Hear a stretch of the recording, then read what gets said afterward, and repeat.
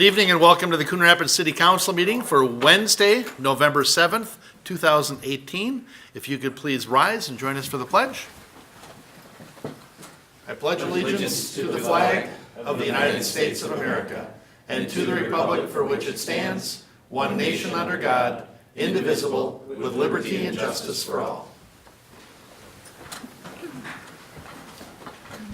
Please call the roll. Councilmember Kraskowiak? Here. Councilmember Kicker? Here. Councilmember Demmer? Here. Councilmember Geisler? Here. Councilmember Johnson? Here. Councilmember Wells? Here. Mayor Cook? Here.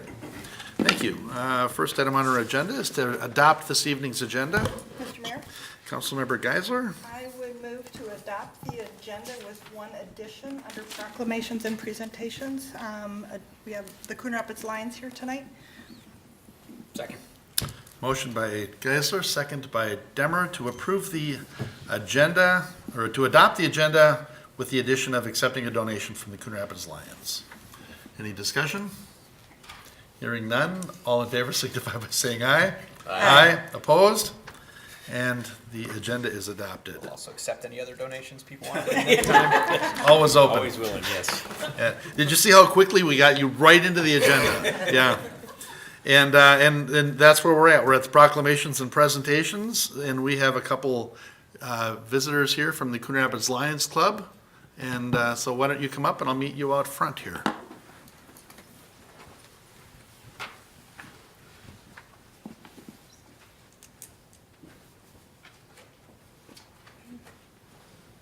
Right up in the middle. Come on up. Come on.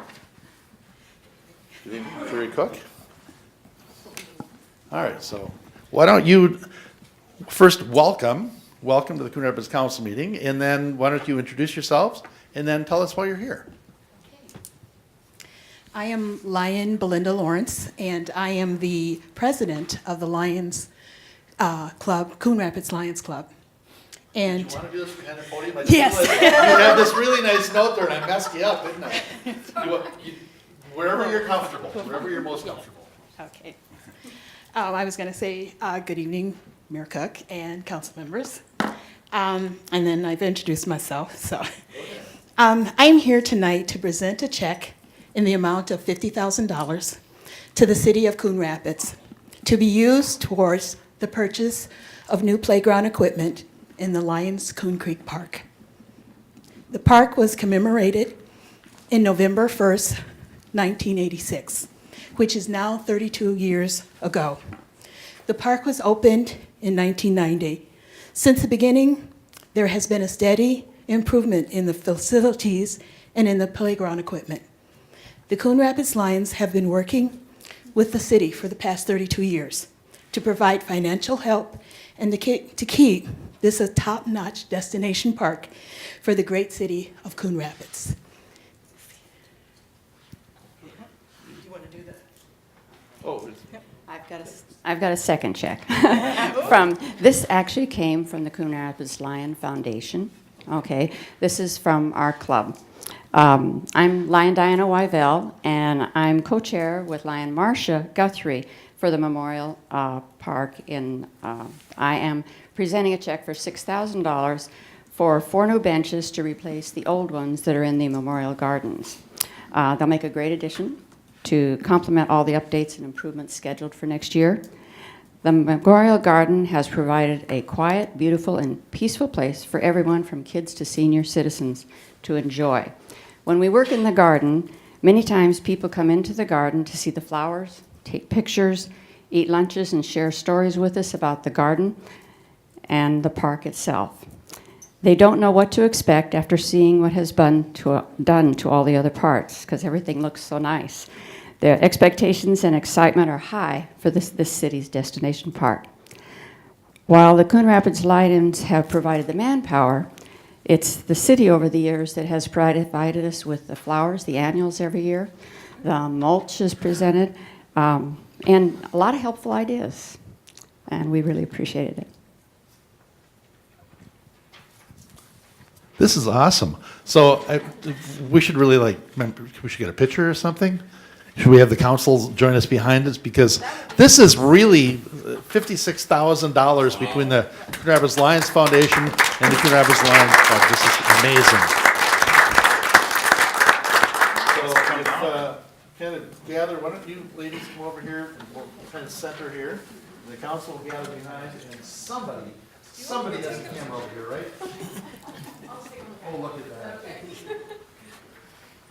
you're probably okay behind me. Peter showed up with no cameras. Can we share this with the newspaper? I feel like I can probably get in contact. Jeez. That's good. All right. Right. Wow, one. That's confidence. They have. Thank you very much. Thank you. Thank you. Wow, awesome. All right. I bet there's somebody over here I have to give this to. Here, I'll just give it to you.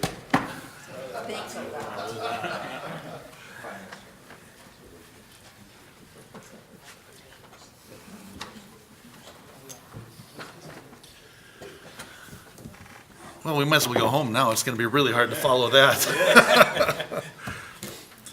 Next on the agenda is approval of the minutes from October 16th, 2018. Okay, there was a motion by, let's just say, Kicker maybe? And a second by, let's say, Wells. We'll go with that. Any discussion? Hearing none, all in favor signify by saying aye. Aye. Opposed? And the minutes are approved. We have 4 items on our consent agenda this evening.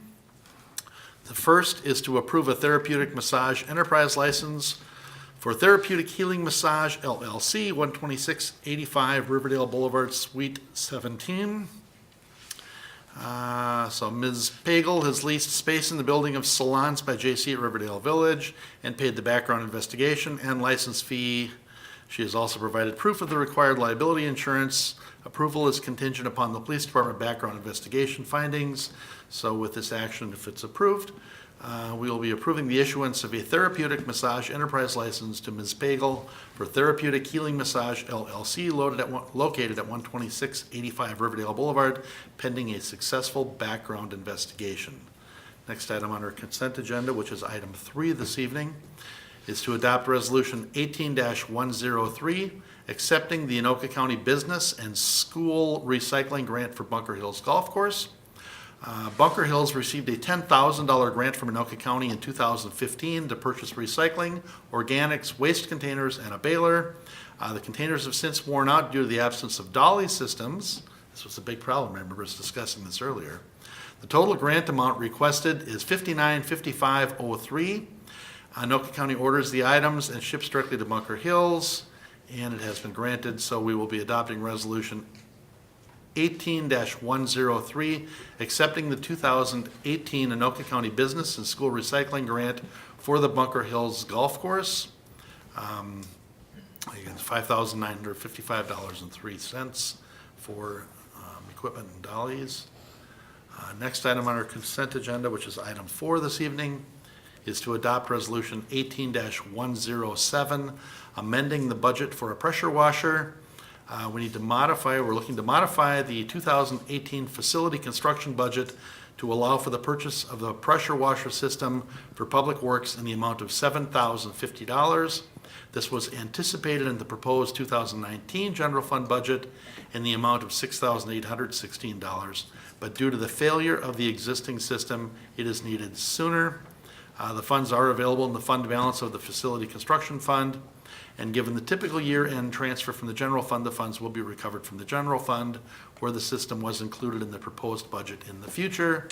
So with this, we will be authorizing Resolution 18-107, amending the 2018 Facility Construction Fund budget for the purchase of a pressure washer system at Public Works. Item 5, which is the last item on the consent agenda, is to accept the quarterly financial report. The financial summary of all funds for the third quarter and the quarterly enterprise fund statements are attached. And assuming council has no specific questions, no action is necessary other than to acknowledge receipt of this report. And that is the 4 items on the consent agenda. Your Honor, Councilmember Demmer, move to adopt the consent agenda. Second. motion by Demmer, second by Kicker. Any discussion? You have one question. Councilmember Demmer? I know it's not a giant amount of money, but in the pressure washer What happens then to the $6,816 that were in the budget for next year? Do we just move those back into the facility construction fund next year instead of buying something with them? Ms. Legg?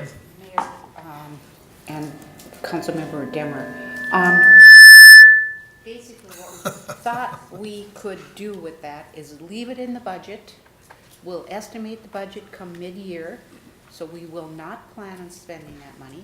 So that money will stay in the fund. At the end of the year, the money should still be there, so there should be an excess, which ultimately can get transferred to the facilities construction fund to reimburse it now. So it's gonna take like 2 years to get it there, but it just is a lot of rigmarole to change the general fund budget, so we just went to the facilities construction. They say government's slow. Well, All right, thank you. It's a measure of time. It's called the speed of government. Yep. Yeah. All right. So we have a motion and a second. Is there any other discussion on this? Hearing none, all in favor signify by saying aye. Aye. Aye, opposed, and that motion carries. Next item on our agenda is item 6, to hold currency exchange license public hearing and consider license renewal for your exchange. This is Minnesota statutes require the governing body to hold a public hearing and render a decision regarding the license renewal within 60 days. This is for a currency exchange license renewal for your exchange, 3070 Coon Rapids Boulevard. Yeah, I don't know, sir, is there anything you want to tell us about this, or should I just open the public hearing? Well, I would like to do that. Okay then, so I will open the public hearing, in case anybody is here to address council for the exchange, currency exchange license. Anybody here to address council for the public hearing for the currency exchange license renewal? Seeing none, we will close the public hearing. And Mr. Mayor, Councilmember Geisler. I will make a motion to concur with the Minnesota Department of Commerce renewal of the 2019 currency exchange license for your exchange, 3070 Coon Rapids Boulevard. Second. Motion by Geisler, second by Kicker. Is there any discussion? Hearing none, all in favor signify by saying aye. Aye. Aye, and that motion carries. Item 7 is to levy assessments miscellaneous 2018-2. Will be, after an assessment hearing, the unopposed 2018 miscellaneous special assessments should be adopted. Do we have any that we need to accept? basically, Mayor and Council, what we're doing on this agenda item is we have to collect any assessments. We've had about 12 appeals as of 7 o'clock that I heard. There was 10, there was 2 more today. And then we've got 3 resolutions which will update the amounts for you after those have been pulled out. I've got preliminary amounts, but I don't have the final updated after all the appeals were taken out. But there's Okay. 3 resolutions, one for a 1-year term limit, one is for a 3-year, and one is for a 7-year.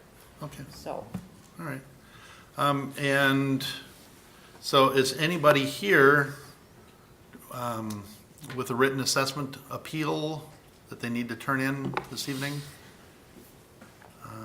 Seeing none, then do we need to officially open a hearing? Yes? All right, fine then. So the hearing is. Like Law and Order. Yeah. So at this point, if anybody has any written assessment appeals, we will accept those now. If there's nobody here, we will close the assessment hearing and look for a motion for adopting resolutions. Your Honor. Councilmember Demmer. Take them all at once. Move to adopt resolutions 18-104, 18-105, and 18-106, respectively adopting the 2018 sub 2 miscellaneous special assessments for unopposed 1, 3, and 7 years. Second. Motion by Demmer, second by Griskoviac. Any discussion? Hearing none, all in favor signify by saying aye. Aye. Opposed? And that motion carries. Next on our agenda is to consider resolution number 19-8 awarding a contract for bunker renovation Phase 2 at Bunker Hills Golf Club. Now, normally I would just read this really good introduction that I've got, but we've got all the big guns here. We have the director of golf, we have the guy that takes care of, makes everything look beautiful out there, Brad Habel. So, Mr. Anderson, I would just turn this over to you and let you tell us what you want. Mayor, Council, thank you. This is a resolution to award a contract for what is essentially the final phase of the bunker renovation for the championship 27 holes. Went out for bid, bids came back and certainly are within budget. What this does is it takes care of bunkers that are too large with deteriorated edges, liners exposed and ripped. It'll improve pace of play, which is very important for golf. Help folks manage their way around the golf course a little bit quicker and really reduce staff time, reduce the cost of staff time in and around those bunkers over the course of many, many years. It's particularly exciting being here now, coming off of last year where we completed a very similar sized project. And as you mentioned, Brad Habel's here, Bunker Hills Green Superintendent, and he masterfully leads us through these types of projects when we get the opportunity to do them. And he did that last year, and we couldn't be happier with it. The contractor did a great job. It'd be the same contractor if we're awarded today. And the user group at Bunker Hills just really, really fell in love with these bunkers. So, hopefully we're able to move forward with this final phase that's in front of you today. Excellent. They look amazing. I was fortunate enough to ride with Brad out there and as he showed us around and described it, and it was fascinating. I thought you were going to say that you got to play through them quite a bit. I'm not a golfer. It's just, I love being out at a golf course. I can't hit a ball. Your Honor. Yeah, Councilmember Johnson? So I would like to move adoption of resolution number 19-8 awarding a contract to Hartman Companies, Inc. in the amount of $314,000 for the West 9 bunker renovation project at Bunker Hills Golf Club.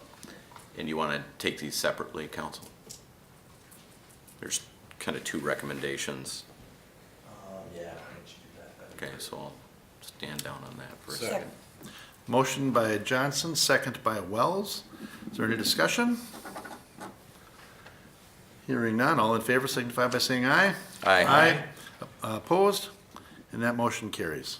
And I'd like to further move to approve a project budget for the direct purchase of sand and cart path realignments in the amount of $105,000 to relate to that project. Motion by Johnson, second by Wells. Is there discussion?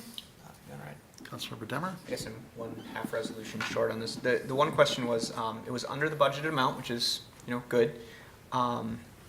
Significantly. Yeah, so there's about $75,000 under.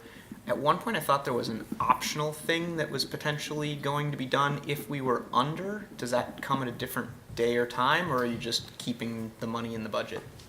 Now, Mayor, Council members, Demmer, we are not proposing, there were some additional alternates that we did seek some pricing on for additional practice areas.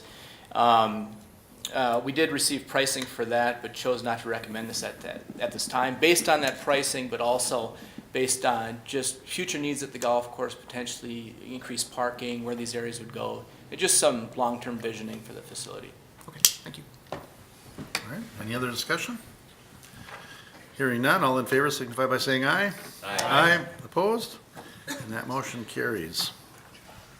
Under old business, we're considering resolutions 2211 and 2212 and resolutions setting the 2019 fees and charges. And this was introduced at the October 16th meeting. Is there anything, Mr. Stemwedel, you want to highlight here? Cover everything, the last one? Mayor, Council, there aren't any changes with regard to this particular ordinance compared to our last meeting. I think the highlight we made there, and I'll just reiterate, is we did, Finance Department did complete study on fees, and so we did look at a few of these that were either sort of out of the average and reduced those. We took kind of a close look at staff time that goes into some of these fees and frequency and things like that. And for the most part, we were right in the average as we expected. We have made a few reductions and others that we decided just to hold in place for a while until maybe we're back into the average. But overall, it was worthwhile doing the study, and we came out well. All right, thank you. Council? Ms. Lensmeyer? Mr. Mayor, if I may, would you consider allowing summary publication of the ordinances if you so adopt them? It'll save on publication cost. So, a republication of the, what did you just say? Summary publication? Thank you.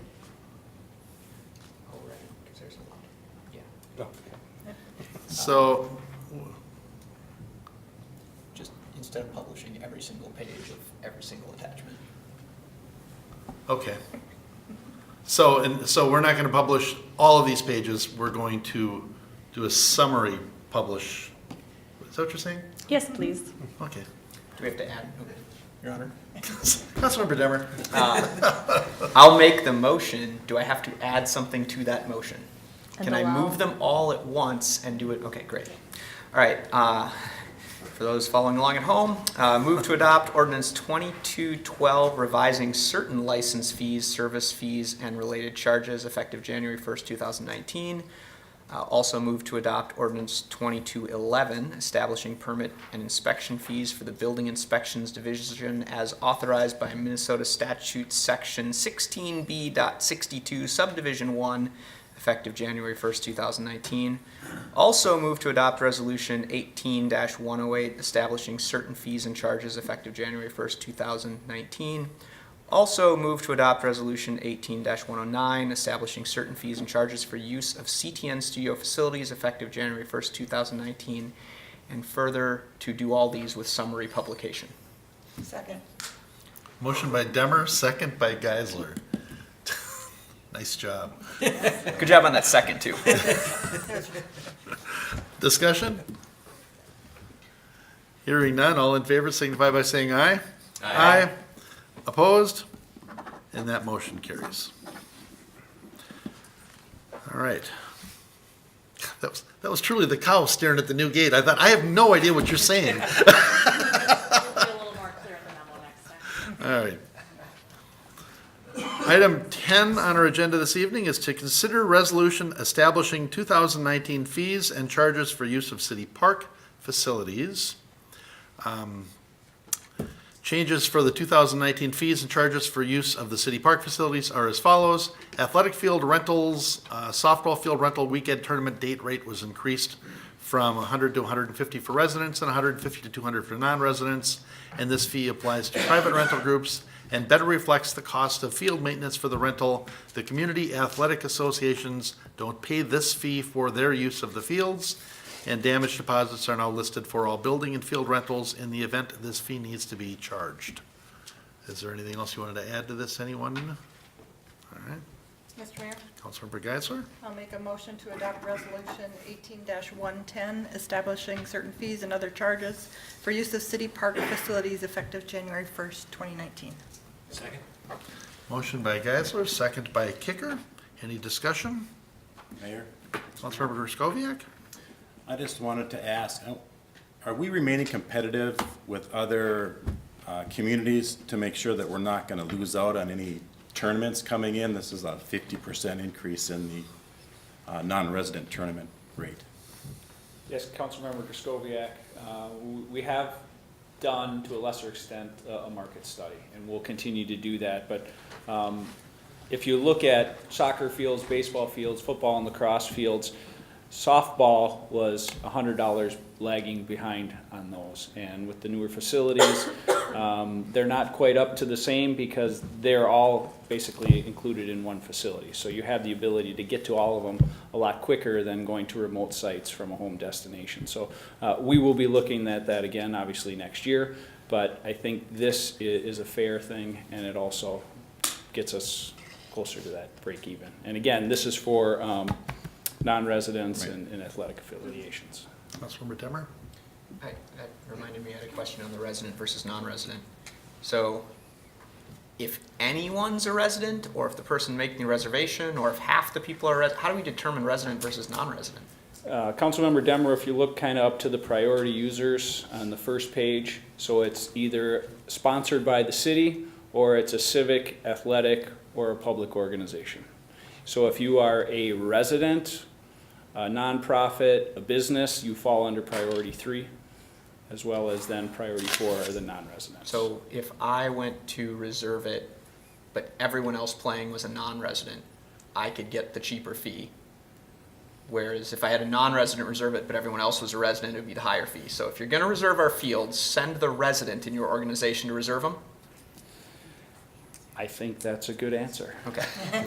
It's the person filling out the request. Or pay a resident $25 to fill it out for you. Get a business. Starts to hit a point of diminishing returns here. Let the cat out of the bag. All right, sounds good. Thank you. So according to the Twin City Gateway's sports marketing guy, he said that we are one of only 2 of the 6 field complexes in the region. So we have we're very much in demand for tournaments. So I think we're in a good position here, and that is a big snap, 50%, but that kind of made sense. All right, let's see, we have a motion and do we have a motion on this? Yeah, we've already voted, right? Okay, I've written down that we voted. That was the other fee one, right? All right, so we have a motion and a second, though. All right, any other discussion? Hearing none, all in favor signify by saying aye. Aye. Opposed? And that motion carries. Item number 11 is to consider introduction of an ordinance restricting parking on 124th Lane and Magnolia Circle. Mr. Himmer, you want to touch on this, or do you want me to read your Sure, discussion Mr. Mayor, points? members of the council, a proposal or a request came in from residents in the area. This is up near the Holiday Station. There's some 90-degree bends in there. We sometimes get parkers that sit on that public street and run into the Holiday Station. There's some goofy angles. There's some site obstruction issues. So it went to the Traffic Review Committee. We concurred just in that S-curve that it would make sense to restrict parking. So we would recommend that we proceed with this. All right. Does council have any questions on this? Mayor, Councilmember Griscoviac? this is just an introduction, correct? Yes. Correct. So if we introduce it, then there's going to be something that goes out to the residents that notifies them of this action, correct? Yes, Councilmember Griscoviac, the first letter went out and said, here's what we're proposing to do. Nothing really has come in on this one other than support. We'll come to the next council meeting, and then following that action, then we would notify them that this is going to be happening. So we're not going to give them 3 notifications. We give them 1 before we start and 1 when we're done. So then, at the next action of the council, we'll be able to get that feedback if there was any.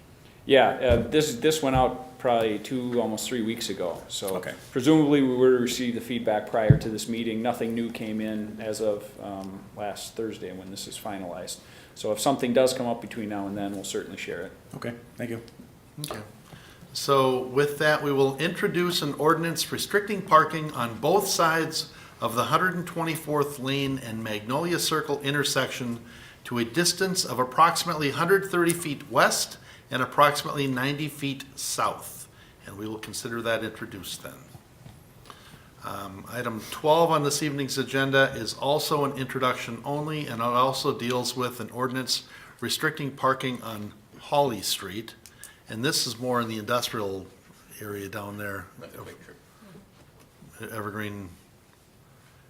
No parking ordinance on the north side of Hawley Street from Springbrook Drive to 93rd Avenue. Mr. Himmer, anything you want to hit on this, or? Mr. Mayor, this came about as some design work we were working on. It's kind of some cut through between the 2 signals. There seems to be some excessive parking, and we talked about widening the road, and we're just trying to accommodate parkers. The right-of-way is narrow, and so again, we notified the businesses thinking that it certainly would make sense to improve the safety, not only for pedestrians, but also for the traveling public between those two, if we would consider restricting parking. So we're making the recommendation to you that that occur, and we're here to ask any questions. And to date, we haven't received any feedback from this one either, but we would share that with you as well. All right. Councilmember Temmer? So, do you have any guess as to where they're going after they park there? Is there a parking lot that's too small, or, I mean, when I look on the map, I can't really figure out who's parking there or why. It's all businesses. On the Holly Street one? Yeah.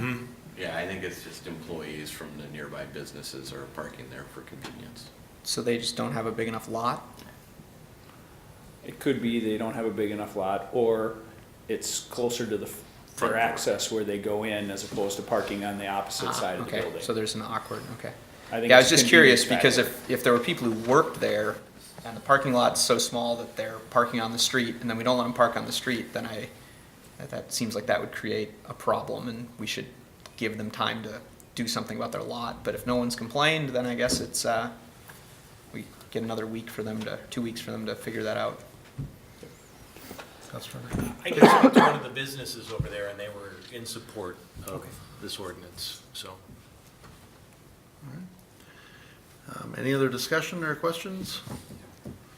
All right, then in that case, we will consider we will introduce an ordinance restricting parking on the north side of Holly Street from Springbrook Drive to 93rd Avenue, and we'll consider that introduced. And we are on to item 13. And this is also an introduction. In planning case 18-17, consider the introduction of an ordinance approving a zone change, 101st Avenue and Foley Boulevard ENR investment. Mr. Harlicker, you want to cover this one? Yeah, certainly, Mayor and Council. What's being proposed in this request is a zone change from low-density residential to, and it's also a PUD, to general commercial PUD. The property is a 1.65 acre piece located at the corner of 101st Avenue and Foley Boulevard. It's currently vacant. What's triggered this request was we've got a proposal that is before the city now to develop that property in with a use that was not approved as part of the PUD. They want to change the use of the PUD from a restaurant to a storage facility. In order to do that, to amend a PUD now, the only way to do it with the current zoning is to allow townhouse development, a detached townhouse development on that site, which really isn't an allowed use. The current PUD ordinance requires any modification to be consistent with the current PUD ordinance. So what we're proposing here is if you change the underlying zoning from low-density residential to general commercial, that clause does not affect the property, and they can redevelop the parcel in another, with another commercial use. So that was really the trigger that moved this request forward. All right. And you had a public hearing at the Planning Commission on this? Correct. Okay, go ahead, Councilmember Dillon. I don't know if everyone else can kind of nod their head or shake their head here, but is this something we should talk about in a work session? Because normally when a PUD change comes through, it is a bigger discussion than this. Mayor and Councilmember Demmer, if this item is introduced, this item as well as the PUD amendment will be presented to the council on the 20th. Right, so I was wondering if we should have, so this would introduce it, then we'd vote on it on the 20th. Correct. So I was wondering if we should discuss it in a work session between now and the 20th. That would be our prerogative to do that. We've been aware of this for quite a while. Is that because I follow the Planning Commission, or did we talk about it?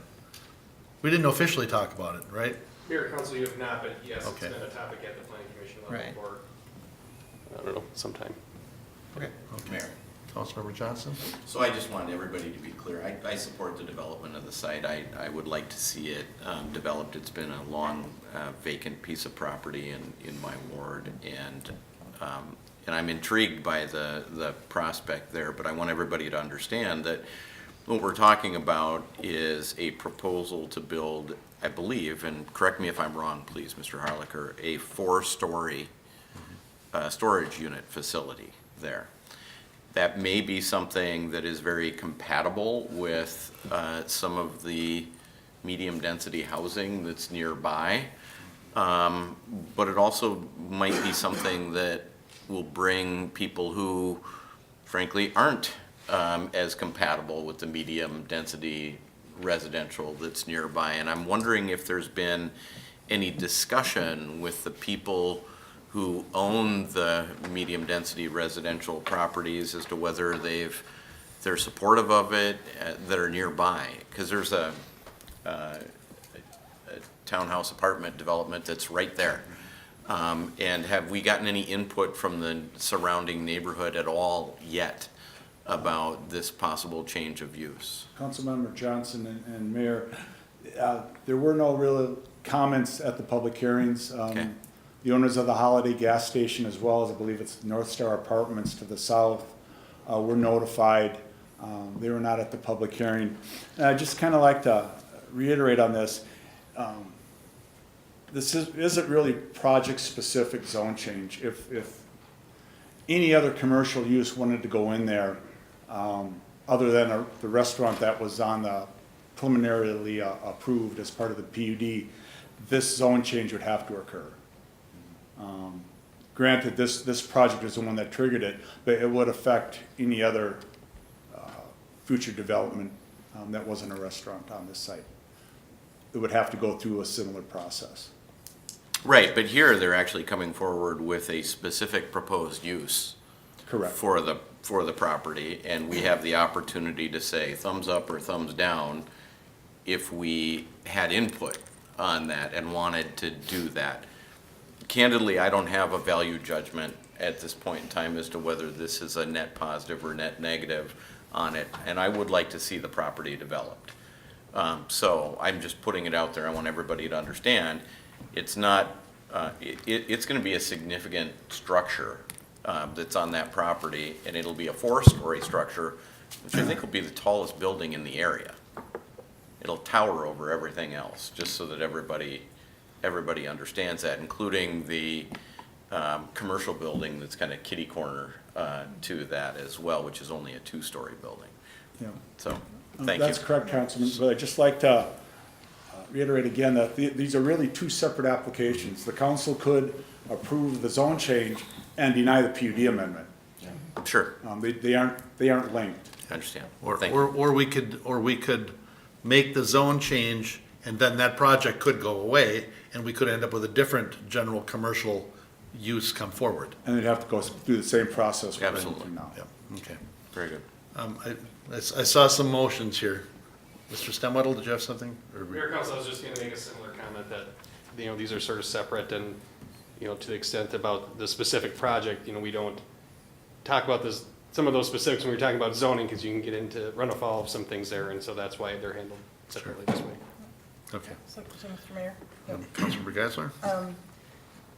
From my perspective, yeah, if you look at the property, low-density residential doesn't make sense, right? I mean, and so looking at it as a commercial site does make sense. And then you can't do spot zoning, so it's, what is the right use for the land? Is it the right zoning? We look at that and then take it as a separate issue if there's a project that comes forward with a site plan or a PUD amendment, whatnot, and see if that is appropriate for that general commercial use. Okay. So. Any other comments? This is just an introduction, Mr. The Harlicker. underlying land use designation for this parcel is general commercial. So the rezoning would bring it into conformity with the underlying land use designation. Okay. Any other? Well, which I think makes sense, I guess. Okay. All right. So with that then, we will consider planning case 18-17. Where is it here? Let's see. In planning case 18-17, the city council will introduce the attached, we are introducing the attached ordinance approving the proposed zone change based on the following findings. One, the proposed rezoning to general commercial PUD is consistent with the land use designation of general commercial.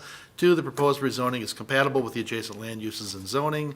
Number three, the times and conditions have changed so that a reasonable use of the property cannot be made under the current zoning. And item four, the proposed zone change would not have an adverse impact on the area. And with that, we will consider that introduced. And if anybody has any comments about that, make sure you let somebody on the council know. And we will be looking at that again on at the November 20th meeting. Your Honor, Councilmember Wells. if it's possible, I would agree with Councilmember Demmer that it'd be nice on next Tuesday to have at least a brief conversation. I've always found it to be kind of hypocritical that the zone change has nothing to do with the project, but yet the project is always listed. You know, I mean, it's, you know, it's kind of like it's there, you can't ignore that it's there. So we're not taking, you know, the zoning change. It really isn't independent, even though if we say it is. Sure. Because, I mean, it's right there in black and white that that's what's proposed, and that's what's generating the zone change. So, I mean, we either should change the way we do things or not pretend that they're independent. Okay. Mr. Stemmettle, can we get that onto our workshop for the 13th? Mayor, Council, yes, we can set something up for that. Thanks. All right. With that, we are on item 14, to consider resolution ordering preparation of feasibility report for project 19-4 street reconstruction. Project 19-4 consists of the reconstruction of 121st Avenue, which is South Street by the city of Anoka, from 9th Avenue to approximately 300 feet east of Cree Street. And I don't know, Mr. Himmer, anything you want to cover on this, or should we just go right to a motion? I'll be happy to answer any questions, Mr. Mayor. That's a good way to put it. All right. Anybody have any questions or feel a motion bubbling up? Mayor? Councilmember Kicker? I'll make a motion that we adopt resolution number 19-4 sub 3, ordering preparations and feasibility report for project 19-4, part of the 2019 street reconstruction program. Second. Motion by Kicker, second by Geisler. Discussion? Mayor? Councilmember Kraskowiak? I might ask Mr. Himmer, this is a border road, right, between Coon Rapids and Anoka, so this is my first experience with a situation like this. They're gonna be the lead agency on it. Are their road grading conditions the same as ours? I mean, would this road be considered to be repaved under Coon Rapids road condition standards? Councilmember Kraskowiak, members of the council, as it relates to general conditions of soil, yes, they're very similar. Their project, however, what they're proposing is full reconstruction because they've got utilities. They own the utilities under this and our residents pay into that. So this is gonna be a full reconstruction, new curb, new water, new sanitary sewer, new storm sewer. So it's beyond what our typical reclaim project is due to those utilities. But if we were doing a complete reconstruction, it would basically be the same thing. Okay. All right. Any other discussion? Hearing none, all in favor signify by saying aye. Aye. Opposed? And that motion carries. Item number 15 is to consider resolution 18-111, approving playground equipment expenditures for 2019 miscellaneous park improvements.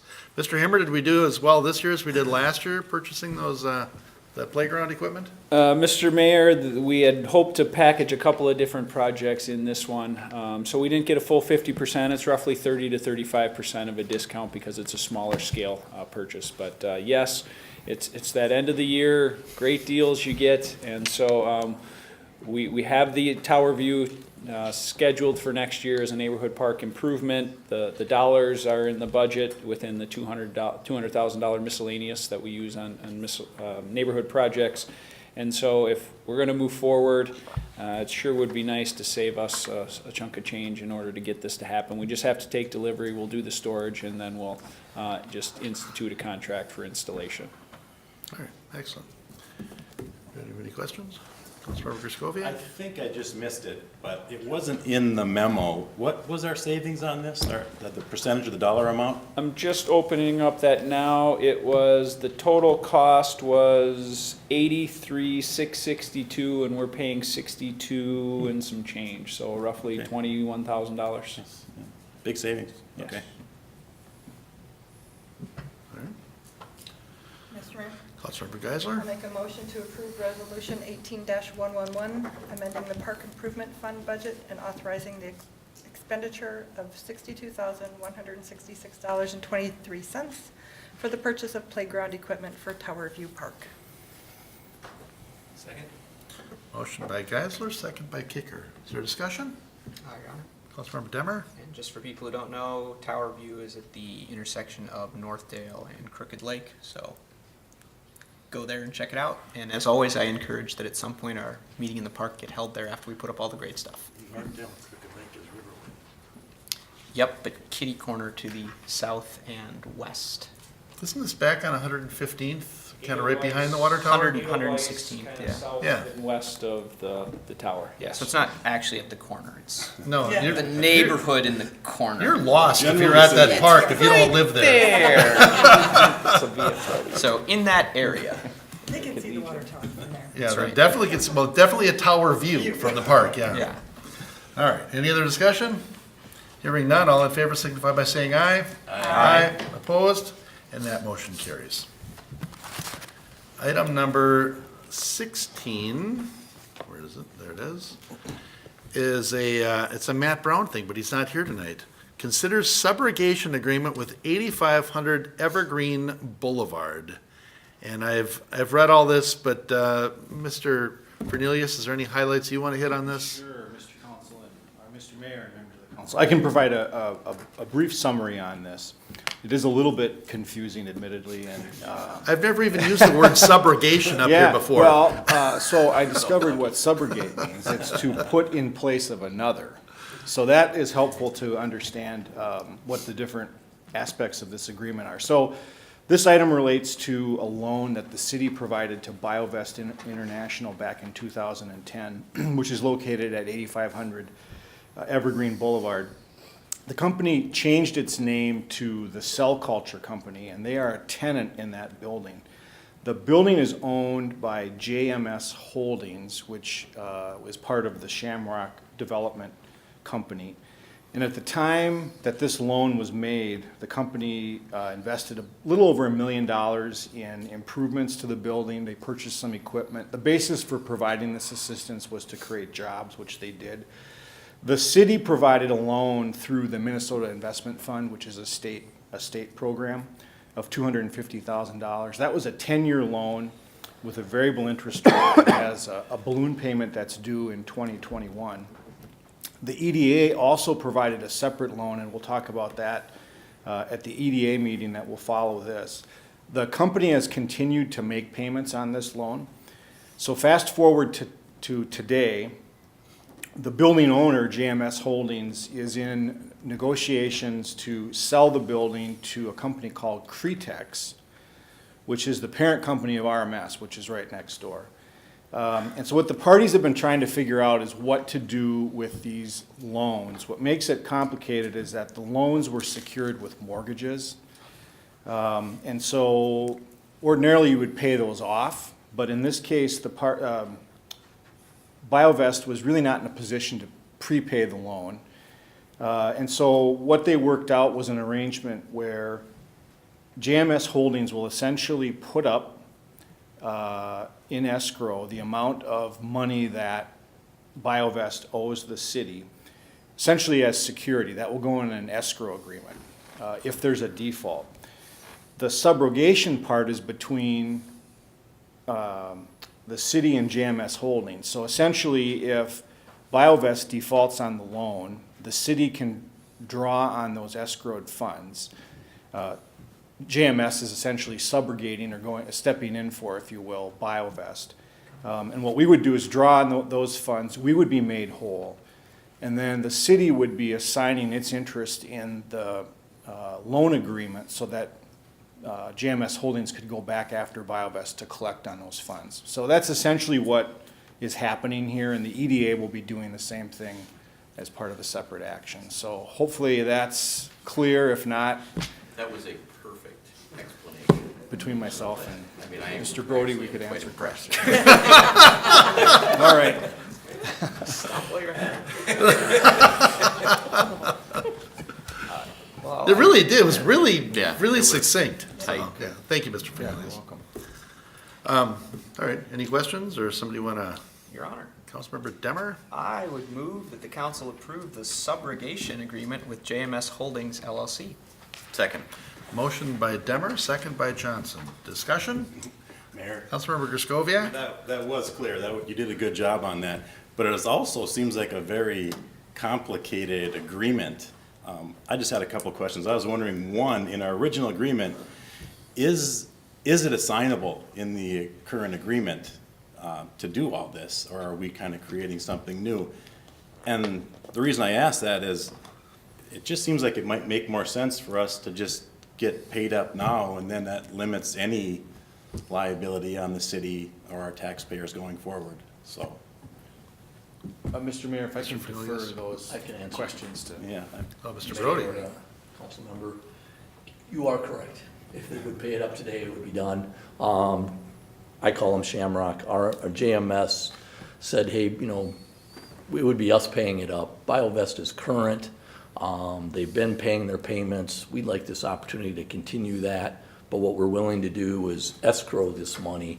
And there's actually a fairly large balloon payment that's going to be due at the end. So having that money escrowed, we think, is actually a pretty good advantage, because at that point, if BioVest doesn't pay, we don't have to foreclose on the mortgages. We don't have to try to go after BioVest or Shamrock, who kind of signed on as a co-signer here. We'll be able to draw on those funds. We also control that escrow too because they're not going to get that money back out if BioVest does pay it. Shamrock won't get it back until they get satisfactions from us. So we feel that while it's maybe more complicated, it benefits, I think, the parties, and we were willing to work with Shamrock and with the buyer as well to try to come up with a solution where we're still protected as a city, because that's what we're ultimately in the EDA, what we're ultimately looking out for, first and foremost, but then also provide some flexibility to Shamrock and to RMS and to BioVest, if that makes sense. I think it does. Thank you, and I know it's going to come up before the EDA, so we'll have It'll be identical agreement before the EDA. Thank you.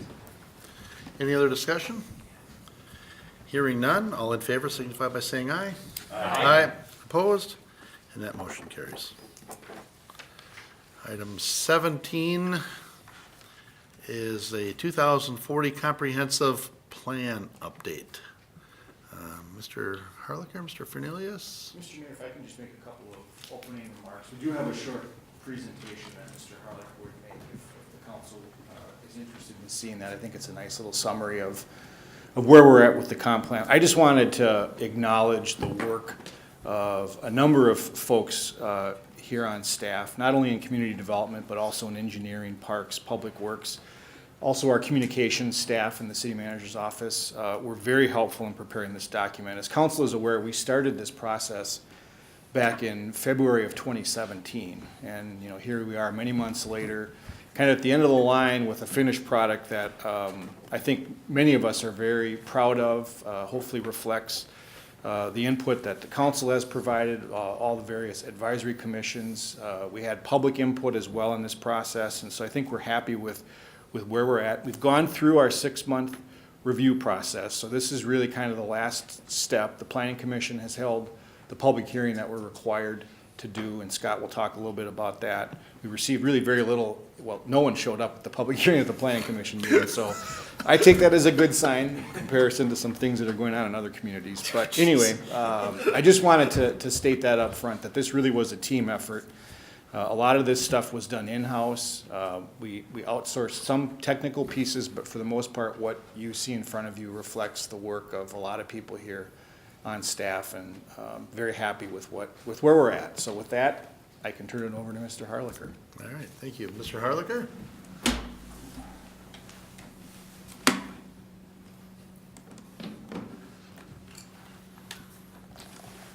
All right, excuse me, Mayor and council members.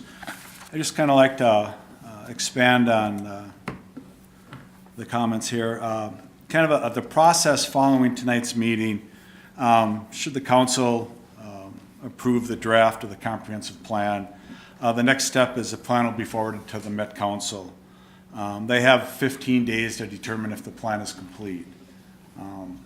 Provided they say the plan is complete, they have 120 days to review it and either approve it or get back to us with comments. If they have comments, we'll address those comments. And then once the Met Council approves the plan, the city has 9 months to formally adopt the plan by resolution. So what the council is being asked to do tonight is to approve the plan for transmission to the council, or to the Met Council for their approval. What I'd like to do is just go through kind of and hit the highlights of each chapter. The first chapter was the land use section. This is one probably people are most familiar with. And what it does, there's certain minimum requirements that are required. To provide a land use map and policies that accommodate projected population and employment projections out to 2040. And the policies must be consistent and accommodated by the Met Council's regional plans, which include regional transportation and sanitary sewer plans. Some of the key goals in the land use section are to maintain neighborhoods, housing options, open space, recreational opportunities, maintain a diversified economic base, protect natural resources, maintain community character, improve appearance and function of Coon Rapids Boulevard, and eliminate blighted influences. What this is here, is the proposed future land use map. It's very similar to what we have now. We aren't proposing massive changes. The big change is highlighted on this map here. We're proposing the establishment of a new mixed-use commercial district. Those areas are in pink. And what that allows is a commercial development as well as having a residential component as part of it. And it's really centered primarily along the boulevard and other potential development, redevelopment sites located throughout the city. Next section is transportation. Again, there are certain minimum requirements that are required. Population employment growth forecast by transportation analysis zones.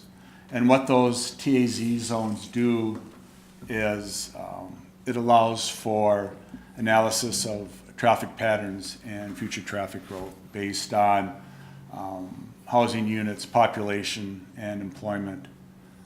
We look at the current and future function and capacity of streets, regional transit system plan, buses, and North Star Corridor. The regional bicycle network plan, we have 2 regional trails in the city, the Mississippi River Trail as well as the Coon Creek Trail. We look at sidewalk systems and reference regional aviation, which is the Blaine Airport, and freight plans and freight transportation patterns. Looking at highways and roads, what we focused on was the safe movement of traffic through the community, try to reduce congestion, maintain capacity on principal and increase capacity on principal and arterial streets, and look at Coon Rapids Boulevard design that's compatible with the new residential uses along the street.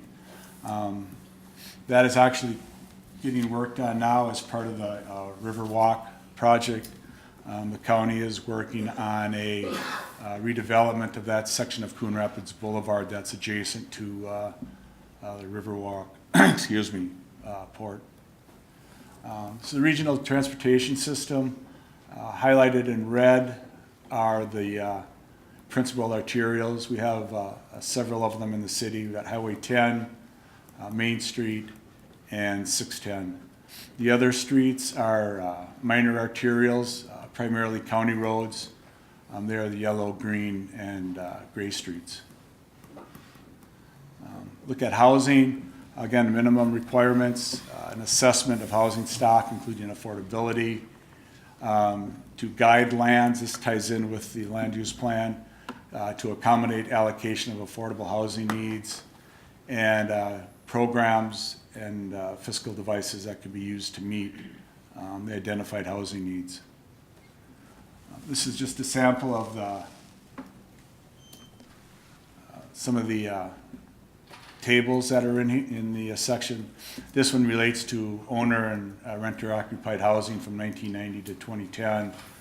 As you can see through your owner occupied varied somewhat from 1990 where it was 77% to 80% in 2000.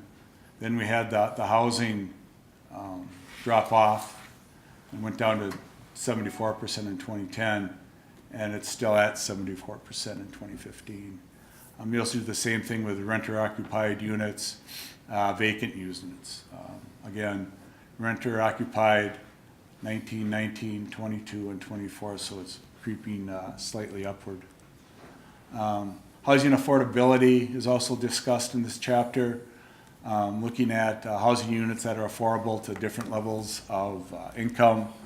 You're looking at 30% of the AMI, 5% of the units are available to people at that income level.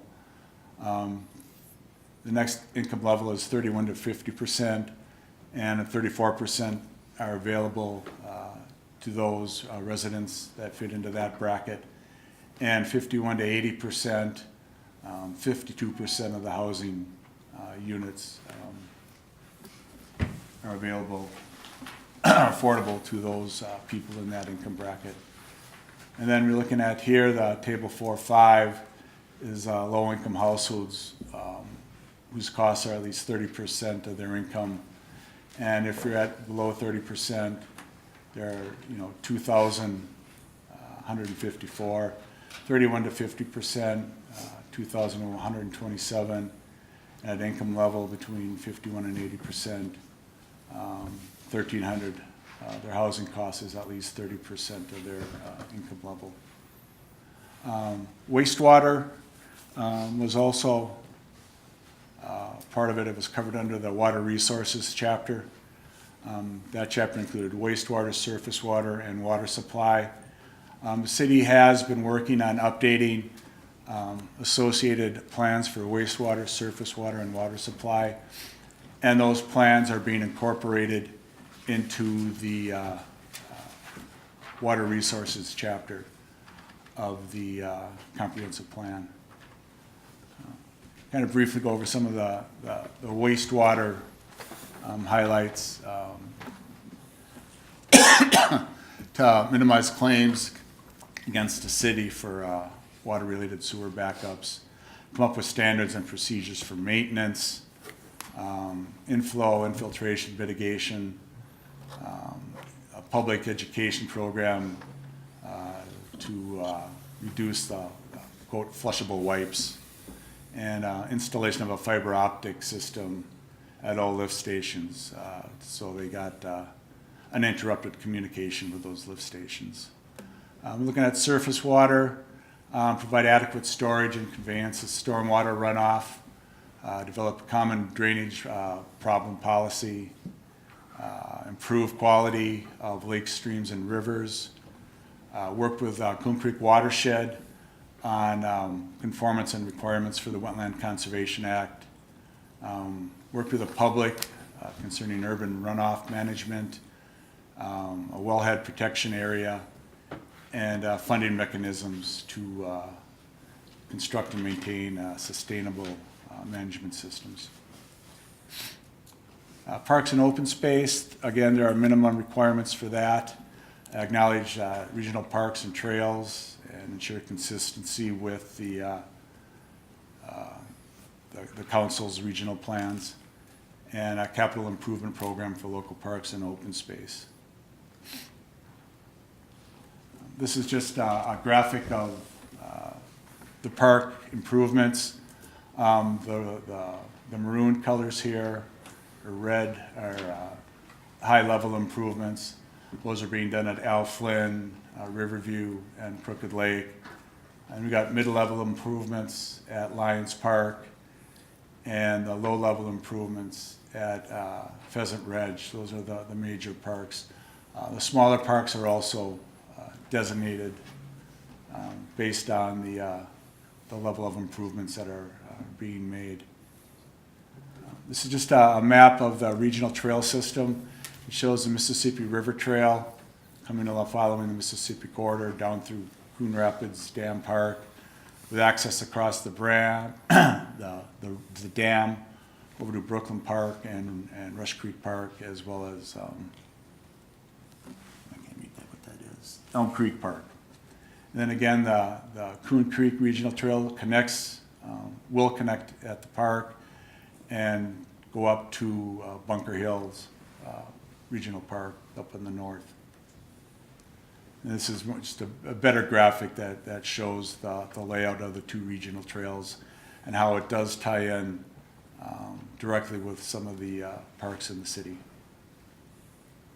In parks and open space, we're looking at upgrading and redevelop neighborhood parks, consideration of a pedestrian bridge over Highway 10 by the high school, trail connections, Kennedy Park, Coon Creek West Trail connection from Lions Creek, cross Hanson Boulevard and extend along Coon Creek, and then complete remaining segments of the Coon Creek Regional Trail,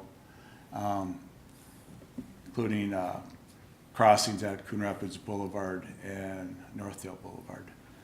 The crossing at Northdale Boulevard would be accomplished as part of the project down there for the pedestrian overpass. The final section here on this is economic competitiveness. This is a new section that was not in the previous plan. It's not a required section, but a recommended section by the Met Council. So there are no minimum requirements. What's addressed is business development and redevelopment. We've included this as part of the comp plan because those issues have become more and more important over recent years. The chapter consolidates other policy documents that we have out there, such as the economic development strategy, as well as the Coon Rapids Boulevard Framework Plan.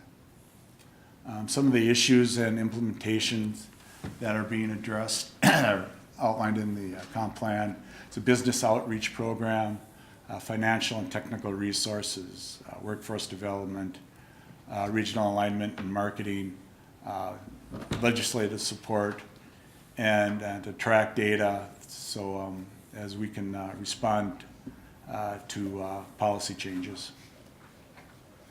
The final chapter wasn't included in the PowerPoint here, was the Mississippi River Critical Corridor section.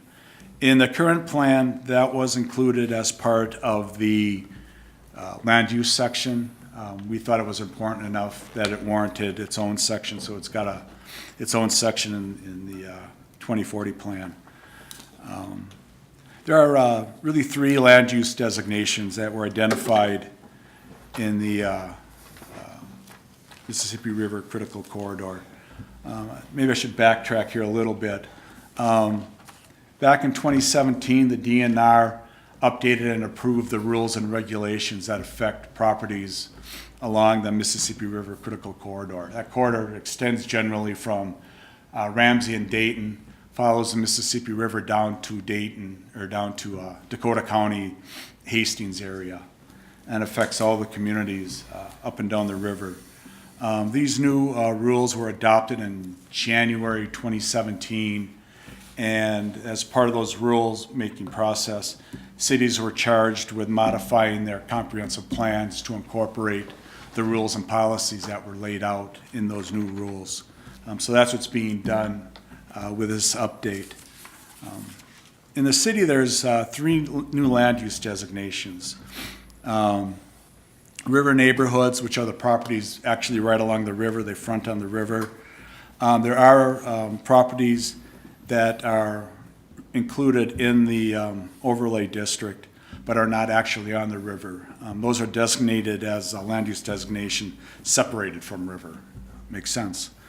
The other land use designation in the city incorporates the college as well as the condominium project just south of there, and that's called River Towns and Crossings. So those are the 3 land use designations within the city. The chapter, the critical corridor section, is set up and laid out to include really protections for what's called primary conservation areas. They include shorelines, bluffs, floodplains and wetlands, significant vegetation areas, and river corridor views. The other big ticket item along here are river-oriented uses. For us, it really focuses on the Coon Rapids Dam Park and the boat launch down there.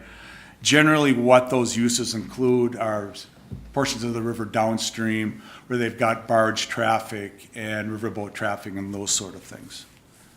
And so that's finishes my presentation, and we've got myself and other staff members to answer questions depending on what chapter they're on. Mr. Harlicker, just a quick question. The page that you showed with the park designations and the big dots that described Alflin Park as an area of major improvement, that was like 2012, and is that actually in there? Because it seems like that's been changed since, right? I can check. Mr. Mayor, members of the council, that was the 2012 comp plan. If you recall, as we went into the referendum phase, we started to talk about regional versus neighborhood parks, and we identified some improvements. I will also remind you that in 2019, next year, we have money in the budget to go and do a minor amendment to that program. So whereas that was really focused on all of our parks and all the resources that exist within them and all the amenities, now we want to reboot that, considering what's occurred within the referendum and where would our next needs fall, whether they're within maintenance or park improvement projects. So Alflin is probably up there as a very high priority as we come out of the referendum and kind of look where we are following the referendum improvements. I guess I was more curious if that page was actually going along in the 2040 plan, because the way we've rolled it out is different than what that was in 2012. So, Mr. Mayor, I can clarify. That is not in. That's not in the. Okay, all right, okay. Thank you. Mr. Mayor? Councilmember Geisler. I just recall from years on planning and going through this process, it's a ton of work, and so I would like to thank staff and any of the volunteers on the commissions that have gone through the reviews and participating and editing and helping to get this document to where it is. And extra special kudos to the communications team. I think just the presentation and style, it's very readable and an interesting document. So they've done a fabulous job, and it's a lot to digest, and I would encourage people to take a look at it. You know, and we've got getting it over to the Met Council, making sure we dotted our I's and crossed the T's, and then we've got time to make adjustments, and so it's not a one and done, and we should be looking at it all the time, but encourage people to really dig in and take a look, because it's a very well done document. Mayor. Yeah, truly. Councilmember I would just Piskovia. echo what Councilmember Geisler said. I remember I just came onto the council, one of the first things that came up was that, this comprehensive plan, and it seemed overwhelming at the time, but the staff and everyone has presented to us and got our input and just followed us along over the last couple of years, and now we've got this document that's going to guide us for another 10 years in a pretty good shape. I mean, it's a huge document. It's over 200 pages long. And so, what Grant said about all the work that went into it, I'd just like to say I appreciate all that as well. Thank you. Have we ever done a study on how many hours of staff we have into this? We really don't want to know, right? We don't want to know. It looks amazing, though. Mr. Mayor, I'd like to add one comment on the land use map. If you recall, we recently, or council recently, approved land use change for a parcel on Shenandoah Boulevard and Main Street. And as part of that discussion, you asked that the parcel in the corner, well, maybe that should also be low-density residential. I think that can be incorporated. It's not on the plan that you're looking at tonight, but that would be one of the modifications to the plan. I think that would be included, is change it from moderate density, the property right on the corner, from moderate density residential to low density residential. Okay, excellent. Mr. Mayor? Councilmember Geisler? I would make a motion to approve the 2040 Coon Rapids Comprehensive Plan for the purpose of transmittal to the Metropolitan Council. Second. Motion by Geisler, second by Johnson. Can I ask a process question? A process question. I think you can ask anything you want, Councilmember Demmer. Go ahead. So we approve this draft, it goes to the Met Council, let's say they just love it and they approve it, then is that it? Or can we make changes that they wouldn't complain about? Or do we make more changes and then they have to review it again? What happens after we send it to them? Mr. Mayor, Councilmember Demmer. So what happens is we will submit it to the Met Council. It will not be approved right away. Yeah, I mean, I don't know how many comp plans they're going to be looking at. One of the things that we did, and we didn't explain this in the process, is we actually submitted, I think, pretty much our whole document to the Met Council. There was an optional review period where we got early comments from the Met Council back in April, I think we did.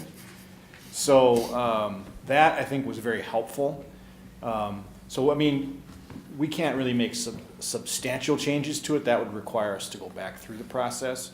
But there are some, and we also didn't mention this either, there are some things that we caught, some typos and grammatical kinds of things that we need to fix. So there'll be a few tweaks that we'll make after tonight before we submit it to the Met Council. Yeah, that was a big part of it. If you wanted to add a couple more years to some of the graphs that are older, if you wanted to clean up some of the graphs that are pasted in a little fuzzy, I mean, it's that we can do. Those sort of changes you can make after you've sent it to them, before we finally publish it. All that stuff's okay. Yep. Great. All right. Any other discussion? What are you guys gonna do with all your time now? Implement what's in the plan. Got storage buildings to Start on the 2050 plan. All right, no further discussion. All in favor signify by saying aye. Aye. Opposed? And that motion carries. Thank you very much, Mr. Harlicker and Mr. Filius and everybody involved. We are next at our open mic public comment portion of the meeting. And if you are here to address council on open mic, you could just approach the podium. Is anybody here to address council this evening, open mic? Open mic? Nope. All right. Close that. And item 18, our last item on the agenda this evening, is a report from a previous open mic. And at the last council meeting, meeting date I guess was November 7th. At our last council meeting, Mr. Joe Smith of 1071 Woody Lane appeared before council to express concerns regarding use of fluoride in the city's water supply. And he should have received a letter, but the discussion is, per Minnesota state statute, the city of Coon Rapids and all municipal water suppliers must fluoridate their water supply. The Minnesota Department of Health is the responsible regulating authority and prescribes the monitoring of drinking water fluoride concentrations under Rule 4720.0030, which requires daily sampling and monthly reporting. The Minnesota Department of Health set parameters for safe fluoride concentration levels between 0.9 and 1.5 parts per million, according to the Environmental Protection Agency research and guidelines. Addition of fluoride to the water supply system is required as needed to achieve concentrations within this range. All groundwater contains natural fluoride levels. The naturally occurring level from Coon Rapids supply aquifers is approximately 0.2 parts per million. In 2015, following additional research and direction from the Centers for Disease Control and the American Dental Association, the Minnesota Department of Health issued a memo allowing municipal water suppliers to voluntarily reduce fluoride concentration levels to a range between 0.5 and 0.9 parts per million. Coon Rapids made the immediate switch to the lower range in June of 2015, and staff plans to continue meeting this lowered threshold until future statute amendments are instituted. If further amendments to fluoridation requirements occur in the future, staff will evaluate the changes for potential impacts to the city's treatment and distribution center prior to enacted revisions. Until the state mandates otherwise, the city will maintain compliance with the regulatory requirements. Additional details on the city's water quality can be found in the annual water quality reports on the city's website at the following link, and that's available, of course, on the city's website. No further action is recommended at this time. I will say it was very interesting. I really did a lot of digging in, and there is a lot of research on this, and it was very interesting. And I thank you for bringing it forward. And we are now on to other business. What do I got for other business? Councilmember Geisler. Well, I'll start with congratulating Mayor Cook, Councilmember Demmer, and Councilmember Johnson for their elections. Not totally certified yet, but I think we'll get there. Since running unopposed, it was not quite a surprise. But congratulations on that. And I wanted to thank not only the city clerk's office for all of their hard work, and whoever else you enlisted with all of the early voting. It was always busy around here, and the election judges who took their time and participated. I think Councilmember Kicker, you did that for the first time. I did. It was a lot of fun. He took my driver's license last night. Did I keep it? No, I've got it back. That's good. That's good. But only because he offered it. You didn't ask for it, or Ms. Lensmeyer would yell at you. Yeah, because number one, you don't need to show it. Yeah, no ID, no ID. But No ID. Many people, that's the first thing they do. Yeah, They're- they do. That's what they want. It's sometimes harder for people to hear and understand the spelling, so Yep. whatever. Yep. But thank you to everybody who participated in the process. It's great. Thank you. Mr. Mayor. Councilmember Johnson? Just as a point of personal privilege, I'd like to take this opportunity to thank the citizens and also the staff for the opportunity to serve you for the last 4 years. It has been a real privilege. And again, I'd like to echo my thanks to Ms. Lensmeyer and Mr. Kicker and other volunteers and people who signed up for the duty of administering the polls for what, as best as I can tell, was a flawless election night and effort, and all the other efforts that were put forward throughout the season as you were getting ready for it. And I think it was just fantastic. I did want to say out there generally to the new electeds at the state and county and municipal level that congratulations to you all. I know all of us look forward to working with you, but also thank you to those opponents that did not win last night for being engaged in the process. And I went to the League of Women Voters debates, or at least a number of them, and I was markedly impressed by the civility that was displayed within this community, which is so in contrast to some of what we see in other places. In particular, I think Mayor Cook and I were at the League of Women Voters debate where Zach Stevenson and Bill Marish were having a debate.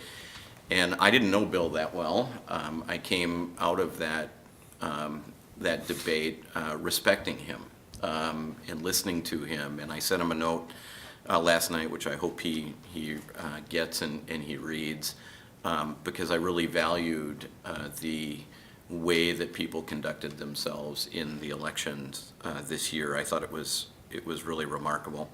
I know all of us will look forward to less in the mailbox, especially from strange names and people or organizations that you never heard of in political action committees, but I wanted also people to know that throughout this process, I've been told by citizens and also officials in neighboring cities that they admire how well the city of Coon Rapids and the city council works and works together. They have expressed that to me, repeated people have expressed that to me, and I would attribute it to these factors. We listen to one another, we care about one another, and we value our different perspectives, temperaments, talents, and convictions. And I think that that has meant that we have been able to accomplish an awful lot in the past 4 years. And I want to reflect back on this for a minute, because if you look back 4 years from now, what was the big question? The big question was, what are we going to do with Coon Rapids Boulevard? You know, and I don't hear that question anymore. We have, in only 4 years, I just want to tick through some of these things. A significant residential development by Sherman in the Riverdale area. The same by Centra at Port Riverwalk. Updated parks, not the least of which include Sand Creek, which is amazing, Lions, Crooked Lake, Boulevard Plaza, and roads. Our roads are some of the best in the region right now. Trails. We saw just now in the comprehensive plan that we are very close to doing what I wanted to do at the very beginning, which is connecting the city north, south, east, and west. There have been wonderful developments and investments by Mercy, the Skyway that now exists across Coon Rapids Boulevard. On the other end, we're looking and talking about what could be a landmark pedestrian bridge and that new residential development that we're looking at as a possibility on Highway 10. The city looks fresher. It looks newer than it has in my lifetime, to be candid about it. New businesses have come, few have left. Our staff works extremely well together. The future of our city is bright, and there's a positive vision for the city, and I am happy to be a part of it. I want to say to each of the council members and to the people here and staff, I have learned an awful lot from each of you. You've always kindly answered my questions and listened to my concerns, and I look forward to working with you all for the next 4 years. Thank you. Councilmember Demmer, can you be a little bit shorter than that? That was my plan. I mean, it's really, I liked it a lot, but Yeah. do we need to recover that? or- Mostly, I was going to say ditto. Okay. He said exactly what I was. No. So I do want to just compliment the city. Free, fair, open elections are a hallmark of democracy, but that doesn't make them easy to pull off. So thank you again. And voting, another hallmark. A third hallmark is in order to have a government for the people, of the people, you need the people to actually run. So as much as it was nice to be unopposed, I hope 4 years from now more people are interested in running for the post, because you need that to kind of, I will admit, I didn't go out and knock on doors this time, and I probably should have, because I learned a lot more 4 years ago knocking on doors. So if you're thinking about running for an office, give one of us a call and we can talk to you about it. But it is amazing how much you learn. There is a learning curve. So hopefully in the next 4 years, I'm a better counselor than I was for the first 4. So thanks again for the trust in me, and again, congratulations on running another good election. Ms. Lensmeyer, how many early voters did we have? Mr. Mayor, members of the council, we're still working with the county to get that number. Okay. They haven't added it to our voter turnout totals yet because there's so many. It was was incredible. wonderful. It was. Turned it into them. Yeah. Yes, it's all there. They're just double and triple checking before they present a number to us to announce. Yeah, it was tremendous. All right. Well, I would just like to thank Councilmember Johnson for so succinctly laying out succinctly laying out so many of the things that we have managed to accomplish in the last 4 years. And I really appreciated being unopposed. No. It really freed up my really summer nice. and allowed me more time to do mayor things. Okay. I'm going to go with that. So I don't want to, is there anything else we want to talk about? Oh, you know what? I do want to mention one thing on the elections. Coon Rapids is in a very unique spot in that we are represented by 4 House districts. So we have 4 representatives and we have 3 senators, the way our city is cut up. So I sent out texts to everybody that I had phone numbers for last night, and then got a couple calls back today. But I would like to congratulate Zach Stevenson, Melissa Hortman, Peggy Scott, and Aaron Cagle for their soon-to-be certified election or re-election, and look forward to meeting with them and our council to discuss some Coon Rapids priorities, and I'll let it go with that. Ms. Lensmeyer? Mayor and Council, there is a canvas meeting on Tuesday the 13th at 6:30. It's a special council meeting, and the county will have the transcript of the elections to us before then. So I'll get it to you. So the county is canvassing before the city? No, they are not exactly. That morning, perhaps. That morning, the 13th? We're just responsible for canvassing the local portion, so Okay. they'll do their portion. Okay, all right. So it's fine that way. Okay, that's good, because I have both meetings in my calendar for that Yes, day. you do. so. Mr. Mayor? Councilmember Geisler? I'll add one more fun thing. So tomorrow, from 9 to 3 at the Civic Center area, the seniors have their craft bazaar, which is really kind of fun. So if you're looking for fun holiday gifts, or just looking at the crafts that have been made, it's really pretty kind of cool. So if you have time, tomorrow from 9 to 3 over at the Civic Center. I've never seen a bigger stack of cribbage boards than I saw in the picture for that craft sale. I was like, oh my God, there's 3 tracks, there's 2 tracks, oh my gosh. All right. Mr. Anderson, how's it going at the golf course? Monday, I drove by there Monday afternoon. It is rainy, it is cold, it is miserable, and the golfers are out. There weren't many, but they were out. Mayor Council, I think a gentleman even had shorts on Monday, which is great. And you know me well enough to know that I really do appreciate his spirit in doing that. So, we're holding out hope for our outdoor season, and we will certainly reopen if the snow goes away. And the great thing about, I'm going to find the silver line, right? The great thing about 13-degree weather is 40-degree weather feels like a heat wave. So if we get some, they're going to come running up to Coon Rapids and Bunker Hills, which would be a great thing. But even if that doesn't happen, the golf season never ends at Bunker Hills, and the simulator center opens on Friday morning at 8. So folks can certainly give us a call and make tee times for that, and we'll keep golf rolling all year long up at Bunker Hills. The restaurant's always open. Yep. Yes. And I watched the football game up there on Sunday at Kendall's. That was good food. It was nice. All right, other business for before the council. Mayor. Councilmember Griscoviac. Ward 1, Main Street is open again, so the county fixed its work on the land bridge, so that's back open. Riverwind Park is looking great with those pickleball courts and the redesign of the building. And over at Crooked Lake, that's all looking excellent too, so we're looking forward to those parks opening up in the spring of next year. I actually thought of that should be on your list, was saving the Riverwind building. Yeah. Because that seriously was, we saved that building. After about 30 meetings. Yeah. And the disc golf course. Yeah. That's a great disc golf course. But driving by there, I went, oh, they went with a black shingle. And then I went, oh, that's really nice looking. That building is really sharp now. So I like how it's coming out.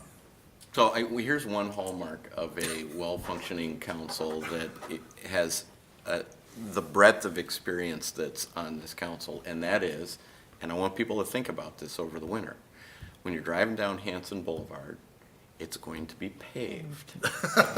and had this council not been paying attention to those issues and how to engage with the county in an appropriate way to express the concerns of the people of the city of Coon Rapids, we may have had another mud hole like Foley. So I just, it is important to have a group of people that work well together, listen to one another, and think through these issues. And I'm glad that Hanson is going to be paved throughout the winter. To be fair, I believe that picture of Foley is on Doug's office wall. Never again. Yeah. Fool me once. Yeah. And you could then add the overpass on Highway, Yeah. Hanson Yeah. is another thing in the, Chief Piper that's Bridge. coming through. It's not necessarily done, Chief but Piper it was Bridge. approved. It's gonna stick, isn't it? Maybe not It's officially. like Boulevard Plaza. Yeah. Eventually it just becomes a name. All right. Any other business to come before council this evening? Mr. Stemwell, anything you wanna? We're all, it's covered. All right, we'll look for a motion to adjourn Move to then. adjourn. Second. Motion by Geisler, second by Demmer to adjourn. All in favor signify by saying aye. Aye. Aye. We're adjourned.